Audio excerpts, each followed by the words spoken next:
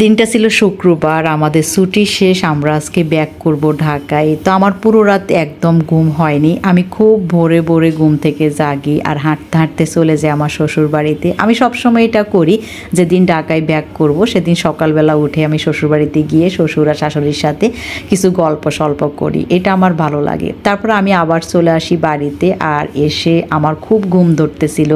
আমি একটু শুয়ে পড়ি আর বলি যে আধা ঘন্টা আমি ঘুমাবো, কিন্তু কোনোভাবে আধা ঘন্টা পরে আমি আর উঠতে পারতেছিলাম না। আর বর আর আম্মা এত বেশি চিল্লাচিল্লি করতেছিল, আমার শুয়ে থাকার মতো কোনো অবস্থাই ছিল না। তারপর আমি উঠে যাই, আর উঠে গিয়ে দেখি আকাশের অবস্থা ভালো না, যে কোনো সময় বৃষ্টি নামতে পারে। তো এখন বৃষ্টি নামলে যেটা হবে, আমাদের বাড়ির রাস্তাটা যেহেতু কাঁচা আর এই রাস্তা দিয়ে রিক্সা যাবে না, তখন এত এত ব্যাগ বস্তা নিয়ে আমাদের খুবই কষ্ট হয়ে যাবে।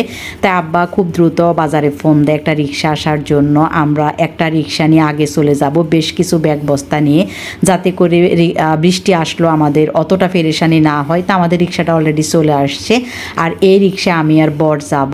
তো আমি দাঁড়িয়ে দেখতে থাকলাম যে আমরা যে বসে জায়গাটুকু আর রাখতেছে না, পুরো রিক্সায় এত বেশি ব্যাগ বস্তা দিতেছে। এদিকে আমার বর 1 সেকেন্ড পর পর রেগে যাচ্ছে। তার সব সময় বাজে অভ্যাস, কোনো কাজ করতে গেলে সে খুব বেশি রাগারাগি করে। কাজ তো করে না এক ফোঁটাও, কিন্তু অনেক বেশি চিল্লায়।